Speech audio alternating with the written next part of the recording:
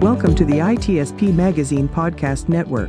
You are about to listen to the Soulful CXO podcast with Dr. Rebecca Wynn. These conversations focus on the intersection of technology, business, and humanity, exploring how these three areas impact each other. Dr. Wynn interviews guests, including business leaders, entrepreneurs, and experts in various fields, to share insights and experiences on cybersecurity, risk management, and leadership. The podcast aims to provide a fresh perspective on how technology can be leveraged to create positive change in the world. Now sit back, relax, and enjoy the show. Welcome to the Soulful CXO. I'm your host, Dr. Rebecca Wynn. We are pleased to have with us today, Randi Levin. Randi is the award-winning CEO of RSL Technology Associates and Senior White House Advisor on Technology. She is an innovative and transformational business and technology executive with proven experience managing large-scale divisions. Former leadership roles include CIO NASA Jet Propulsion Laboratory, JPL, CIO CTO City of Los Angeles, CIO Cast and Crew, CIO Forest Lawn, VP IT NBC Universal, VP IT Walt Disney Company, and VP IT LA Gear. Significant achievements include leading JPL's Information Technology Division and supporting a successful rover and helicopter landing on Mars while working at home during COVID-19, and being the first public and private sector CTO or CIO to implement cloud-based email, Google applications, Gmail for enterprise. Additionally, she advocates for women in technology, supports middle school girls STEM initiatives, and is a highly sought-after strategist, speaker, writer, mentor, and board member. Randi, my friend, it's so great to see you again. Welcome to the show. Thank you, Dr. Rebecca. I'm really, really pleased to be here today. Thank you. You have a fascinating background, and I am a musician as well, so I have to ask you, how did you go from studying to be a professional French horn player to then leading a team that did all the great work at NASA over on Mars? Well, interestingly enough, when I started playing the French horn in the third grade, and I loved music, just loved it. And I got a music major. I was a music major in school, in college. And my freshman year, my horn professor sat me down and said, Randi, there are 5 major symphonies in the country. They take 4 French horns. How long do you want to live with your parents? And I went, and those days we didn't have cell phones. So I ran back to the dorm and called my mother and said, I love you, but I don't want to live with you the rest of my life. And I think I need to do something else. And my mother's been very progressive my whole life. She still is. And she said, I heard computers were the up and coming thing. Bing, bang, boom, take a class, see if you like it. And it was like a duck to water. And so I started they didn't have computer science then. It was management information systems. And that was it. I played the French horn on the side, but, I morphed and my career began with that degree. And then my first job programming on the Apache helicopter for Hughes Helicopters. How did you work your way from being a programmer, as you just said, on helicopters to start getting CTOs and CIO roles? Well, each job I took strategically. So that's one thing that I would like to share with your audience. And that is to really be very planful of your next assignment and your next to make sure that you're always trying to move up and learning new things. So I think what I did is I went to Korn Ferry after that in their IT department, and I took on a small project. Then I was actually in New York, and I went to Goldman Sachs and worked there in small project teams. And then my big leap was going into consulting, where my first job was at Price Waterhouse before the Coopers. And I started managing IT projects, smaller to larger to larger. And I think the experience of being an in-house IT expert and also doing consulting for organizations really bolstered my knowledge of how to manage organizations, how to manage projects. And that allowed me to take my first real, VP job, which was the VP of IT at LA Gear, the sneaker company. So it's been very, very planful and very strategic, and taking each position and learning as much as I could or can, even still, because everything changes every day, learning and absorbing, and then trying to apply that to the next position. Did you find challenges in being in those powerful roles as being a woman? I know I can find that challenging quite a bit. One, just getting them to open the door and giving me an interview and an opportunity. But you've done it successfully, 6 or 8 different companies? Well, I want to tell you the first story was when I graduated. In college, they say they're rolling out the red carpet for you. They want all these computer graduates. Well, that was not what happened to me. And I sent out, I don't know, 200 or 250 paper resumes then. And I had to call this one company I interviewed with 8 times before they finally made me a job offer. And he said, if you're going to be this persistent, you're going to be a great employee. And so part of it is getting a break, right? Someone has to give you a break. And this man was delightful. And I worked with him with a couple of years, and that was it. It is a challenge. It is a challenge to be a woman in a male-dominated field. And unfortunately, here we sit in the end of 2023, and it pretty much still is the same. I mean, we have now 18 to 20% women college graduates in computer science, which makes no sense, honestly, because, that amount was the same as in, I think, 1983. And then we dipped down, and we've been dipping down ever since. So it doesn't make any sense whatsoever. What I would say is that I have developed strategies for dealing with this as I have gone through my various positions. I grew up in New York, so maybe I've been tough anyway. And there's that tough side to me anyway. But I really always felt that my performance should be dictated and dictating where I go next and how I'm seen. And I've always been very honest and very candid, and also cared very much about my employees. And I've kind of let that take the lead. I certainly have not morphed into a man. I have seen some of my women colleagues do that and adapt male behaviors. And I don't advocate for that. I don't teach women that. It's not how I think that we all need to be. We're females, and we have different characteristics. But I also think those characteristics are serving us very, very well. They have served us well during the pandemic because we're a very empathetic group as a group. Not everybody, but most women. I also think the nurturing capability is really important because that helps us also develop our people. And that's one of the big reasons that CIOs exist. Certainly not the only reason, but a main reason.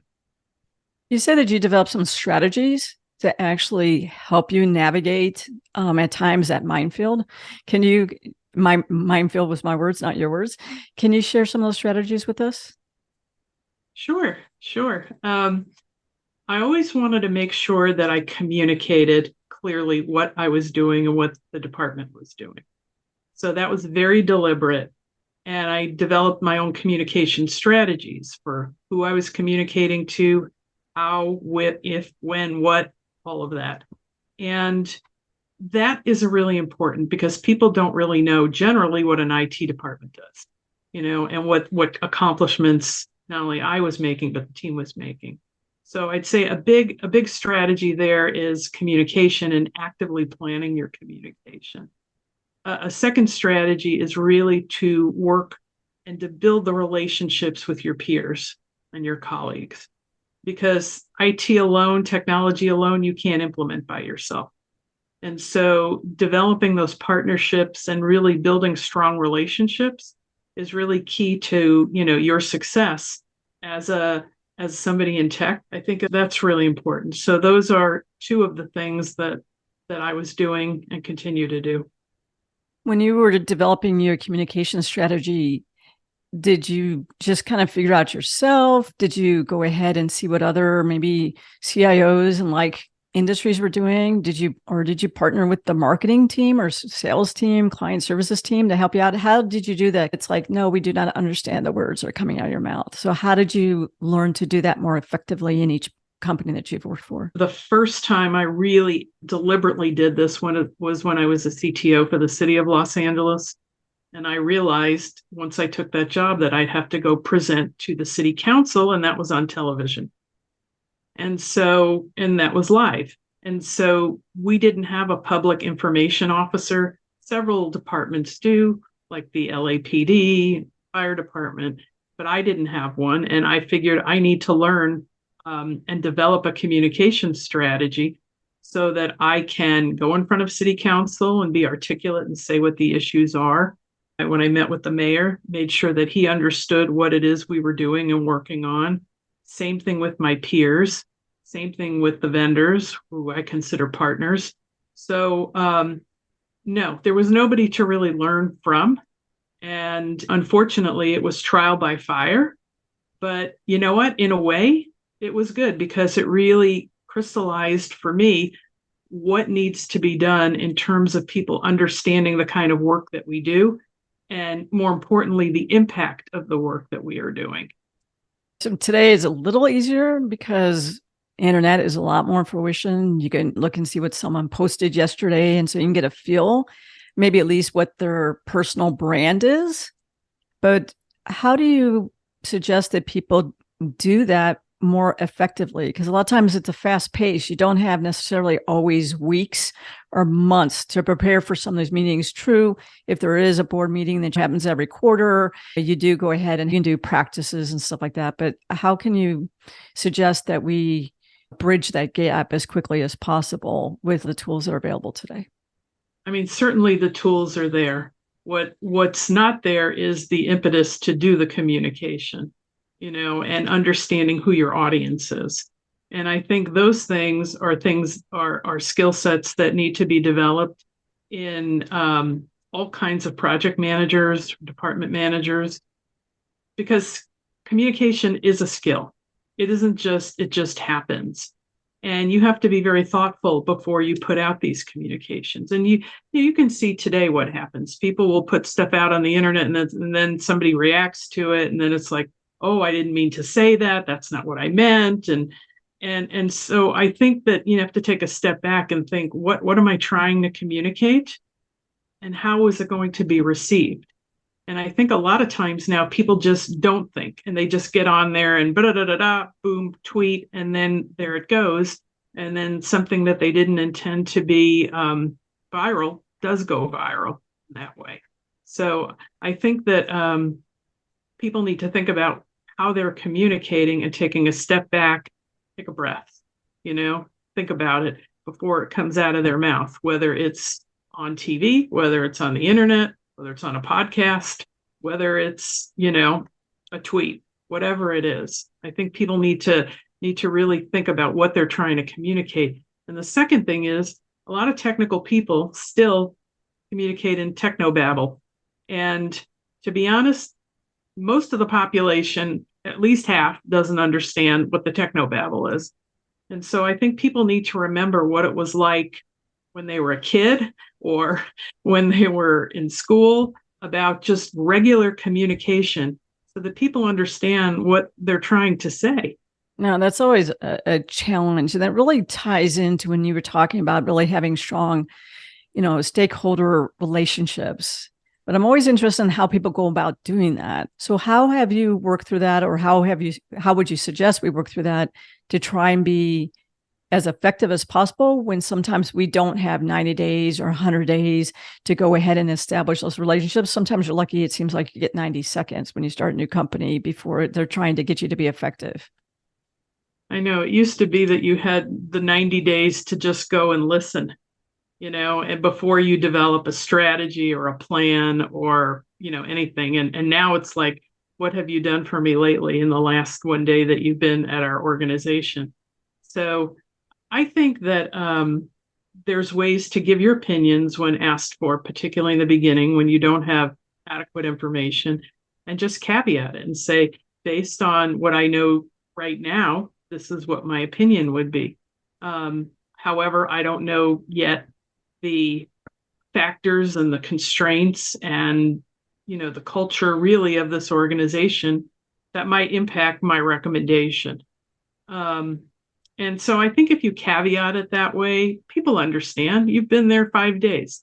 There's no way you can know what somebody else knows, but really drawing on your own experience too, I think helps, because you can say something like, I have seen this at my last 5 jobs, and this is the way we've handled it. I'm not sure if that would work here, but I just want to throw that out as a potential.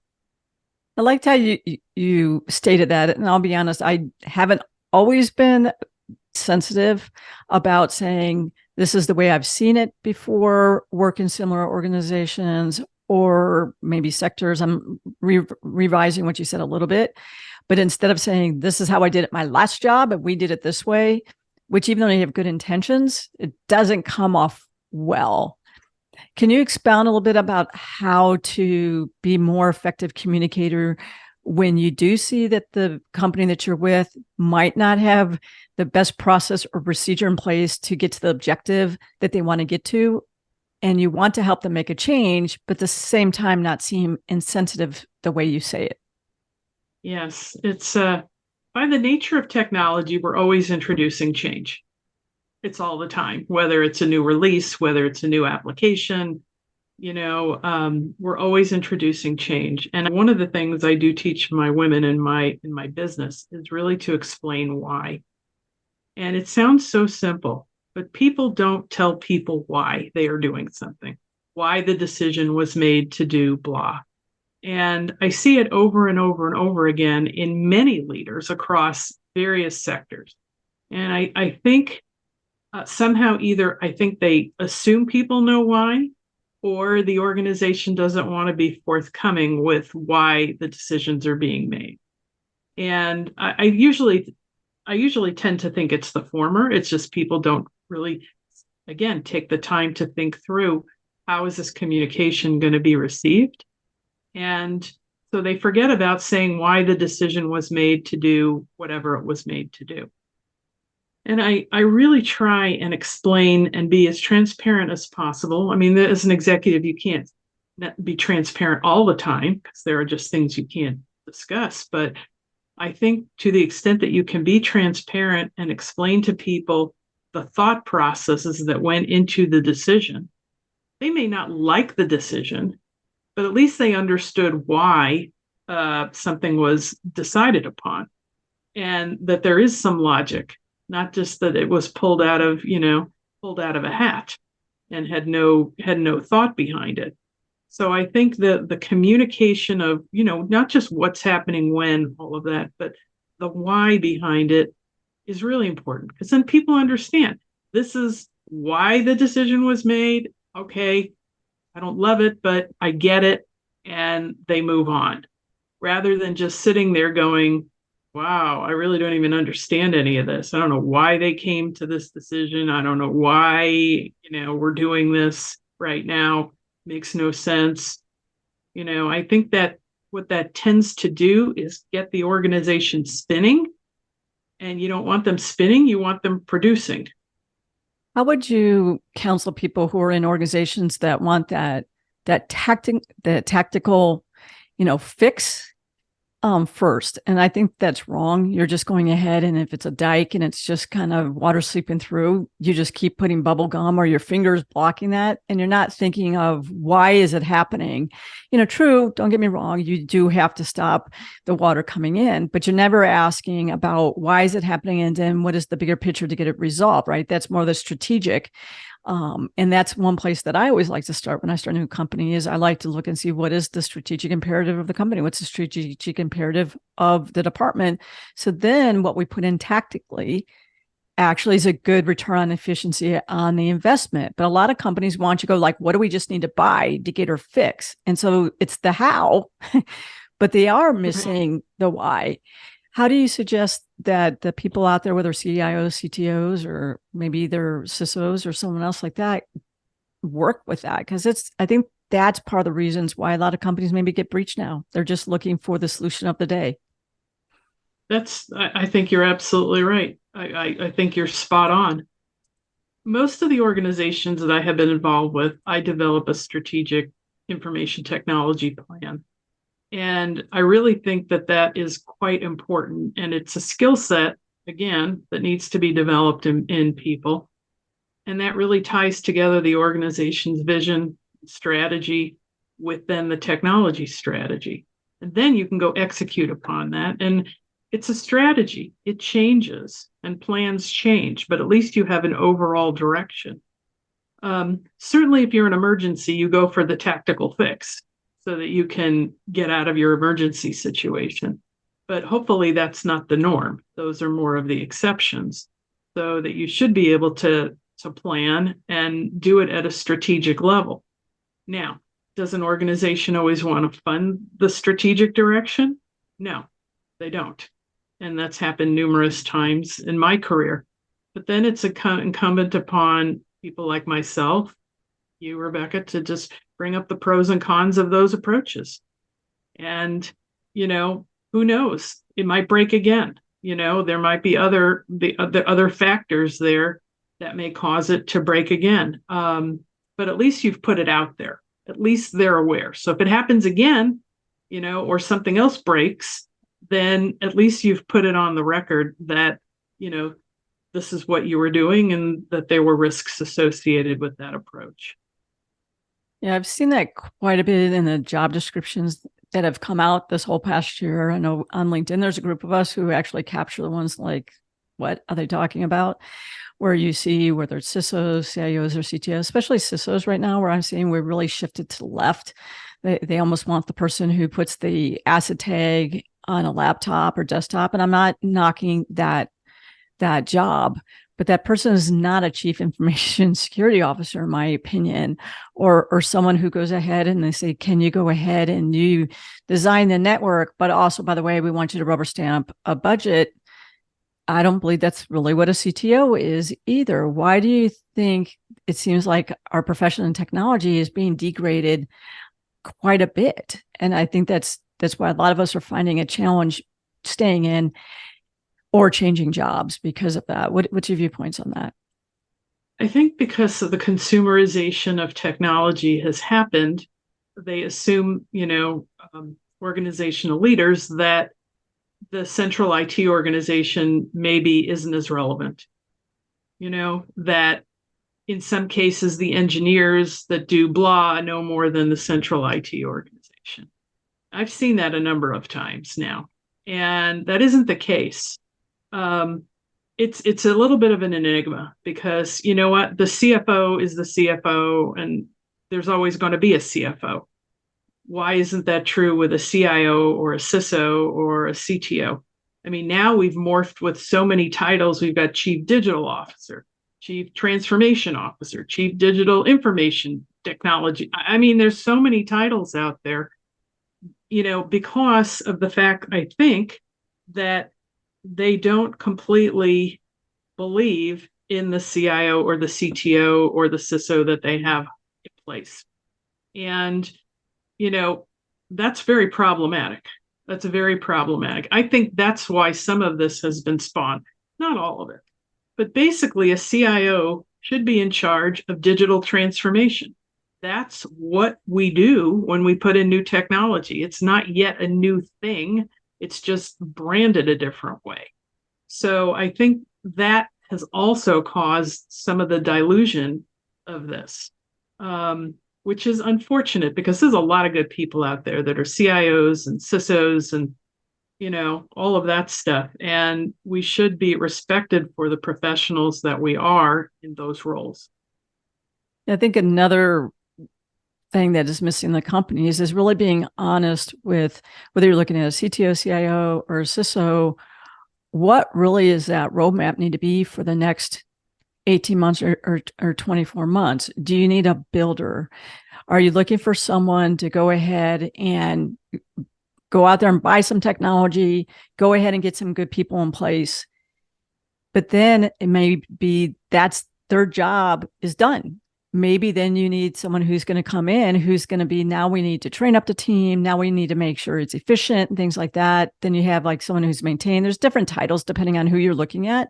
But part of it is, I don't think they're really honest about what stage they are in the maturity model of that IT organization, and then getting the right people in place. I mean, if you get somebody who's a CTO, if I'm reporting to CTO, CIO, who's solely a builder, they're not going to want someone to come in who's going to be a coach and mentor, who really wants to go ahead and make a team that is efficient, who can win the IT Super Bowl year after year, because they're not in the same place. And I think that's some of the dichotomy that's coming across too. Is that what you see as well, or is it just me, my viewpoint? I think you're correct. I think you're definitely correct. There are some professionals in our field that can do a lot of all of that. There are some that can't. And so we have to look at it too and say, what is that individual's capabilities? Are they just a builder, or can they do strategy and implementation? Or are they just better in the firefighting mode, and you always want to put that person in that role? But I also think the organization from the top has to be honest too, and say where they are or what they want in the CIO or CTO role. Do they really want somebody to do transformation? Do they really want to change the organization? It's interesting to me when you meet some, senior executives, and they say they want transformation, but you're in the organization and you start to do that, and they say, well, I really didn't want that much transformation, or I really didn't want transformation at all, or I didn't want that much change. I think thinking through that with the executive leader is really, really important. So ahead of time, what is your aptitude for change? How much change do you think this organization can take? Some can take a lot, some can't take much at all, and some has to be very measured. But every new technology makes some kind of change. And it's interesting. On your iPhone or your phone, there's change all the time. New apps get pushed out, new functions, features, and nobody seems to care if we can adapt to that change as consumers. We just do. Some take more advantage of it than others, but that's the way it goes. But in organizations, it's different, because people get used to doing things a certain way over a long period of time. And you have that institutional knowledge, you have process knowledge, systems knowledge, all of that. So really just exploring how much change do we really think that this is going to inflict, if you want to call it that, on the organization? Or is it something that it's really not going to be a big deal and they'll just adapt to it? And then finally, you've got all different kinds of age groups in the workforce today, all sorts of everything. And so, by definition, we think that the Gen Zers will just take it and run with it. And potentially some of the, older workers may not. But I think that's also a stereotype, because I don't necessarily think that's true. You can get some Gen Zers that don't adapt to the change as well. You can get some older workers that do adapt to the change very well. But I think you have to think through all those strategies. That's a good point. And I don't want to be amiss and asking a quick question. I know that's on every female who's listening out there. Why do you think that we are still struggling to go ahead and become CIOs or CTOs or CISOs? I know that is a big challenge. And even when we get those interviews, a lot of times it's like, you're not technical enough. You're like, wait a minute, you didn't even ask me any technical questions. Why do you think we still struggle with being able to be seen and heard and get those great positions? I think until we have more women CEOs in executive positions, we're going to continue to see this. I also think that some of those people do not pay it forward. We do have in the women's culture, like you and me, who are advocates for women and want to help, and teach and develop and do all of that. And then you have some that have gotten there, and we've all had to scrape by and claw our way in some cases, up the ladder, and they don't want to pay it forward. And so I think that it's important that women that are in these leadership positions foster the other people in their organizations at the lower levels and do mentorship, do development, do training, do all of those things to foster an inclusion, of these women in their organization. I also will say that when you look at what happens in middle school, particularly, that is where the continental divide occurs. And either the girls want to go into STEM or they want to be a social influencer. We're not getting them into computer science. And even with all the programs we have, Girls Who Code, all of those things, it's still a struggle. So we've got a pipeline problem still getting into the field. And then we have a problem once women are in, keeping them, allowing them to stay and thrive. We have now 50% of women by age 35 that are dropping out of the field of technology. To me, that's an epidemic. Randi, unfortunately, our time has totally flown by. What is the best way for people to reach out to you for speaking engagements and to learn more about your company? I'm on LinkedIn, Randi Levin. You'll see the Women in Tech Accelerator, which are my programs for women in tech. I also have a website, randilevin.com. So either way, there's a contact form on there, and I'd love to hear from you. Randi, thank you so much for being on the show. You are a soulful CXO. Thank you. So are you. Thank you for having me.